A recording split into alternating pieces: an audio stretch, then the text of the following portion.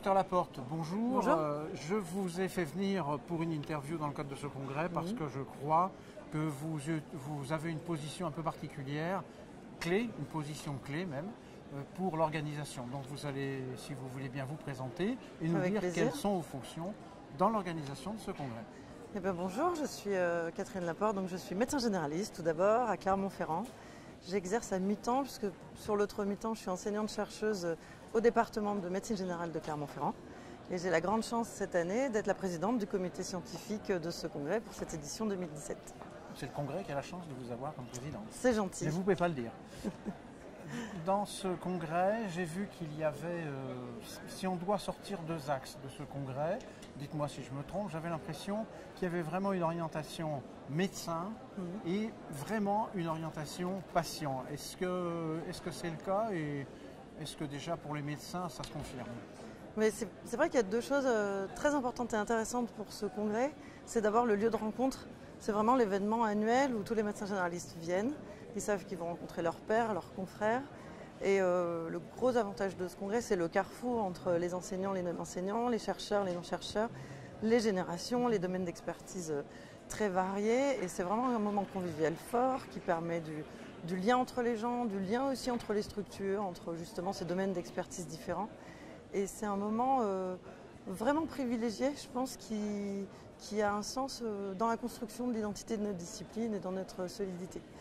Et à côté de ça, c'est pour le côté un peu structurel des choses, ce qu'on essaye de ne pas oublier de promouvoir, c'est quand même le patient.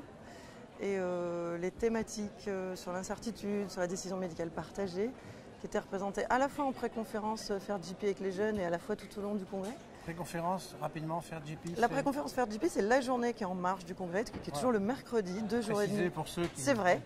Et qui est une pré-conférence qui existe depuis une petite dizaine d'années. Vraiment intéressant les jeunes chercheurs, donc internes, jeunes chefs de clinique, jeunes chercheurs ayant des projets de recherche, avec une masterclass le matin, 5 communications orales l'après-midi et des posters commentés. Et je vous invite à les interviewer parce que vraiment ils sont très dynamiques et ils font une très belle journée. Et donc ils avaient un expert cette année pour la masterclass qui est venu leur parler de décisions médicales partagées.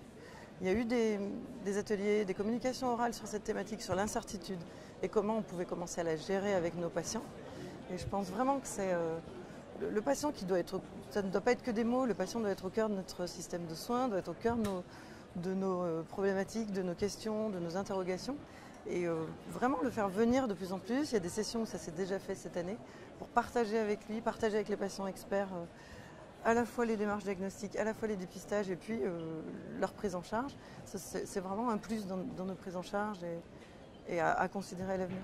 Est-ce que la décision médicale partagée, on est aujourd'hui dans un congrès, tout est beau, est-ce que c'est un vœu pieux ou est-ce qu'on a vraiment déjà, on a mis le pied dedans et ça commence vraiment à prendre corps?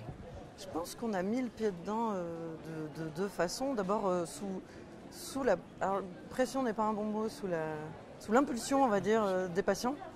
Puisque entre les médias et Internet, les patients savent de plus en plus de choses, avec des sources très différentes, des plus scientifiques aux plus vulgarisées.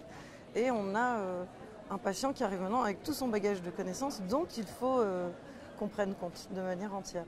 Et ensuite, il y a eu aussi une évolution de notre côté, alors bien sûr qui est intriquée, mais qui est aussi en parallèle, je pense, d'une médecine vraiment, oui, qui passe de paternaliste tout doucement à quelque chose de beaucoup plus décentré du médecin, avec de plus en plus multifactoriel.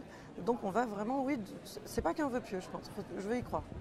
On y croit, mais donc ça se met en place, c'est pas encore tout à fait mis en place définitivement. Bah, les choses sont toujours conceptuelles avant d'être réelles. Je crois qu'on peut en rester là pour cette présentation du congrès. Et puis, tout simplement, pour avoir le mot de la fin, qu'est-ce que vous aimeriez faire l'année prochaine, si vous aviez toujours la direction scientifique du congrès, la présidence, et que vous n'avez pas pu faire cette année? Allez, vos regrets. Des regrets, je n'en ai pas, parce que je trouve que c'est un beau congrès. Toute l'équipe du comité scientifique est une superbe équipe qui travaille vraiment dans toutes ces problématiques, sur le débat de fond, sur la forme, pour que le programme soit le plus attractif possible. Ce n'est pas de regrets, c'est des perspectives. Ouais. Et effectivement, le patient, la pluriprofessionnalité, comme je vous disais en cérémonie d'ouverture, peut-être prendre le temps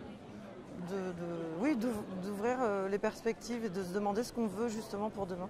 que ce soit en termes de discipline, de profession. Il y a une actualité en plus cette année à la fois politique et sanitaire importante. Donc de prendre le temps de s'ouvrir peut-être aux autres professionnels et patients et de construire le congrès là-dessus. Donc ça va être acté en priorité sur le site du collège et par conséquent on ira vérifier l'année prochaine. Eh ben, avec plaisir, rendez-vous l'année prochaine. Merci beaucoup. Merci à vous.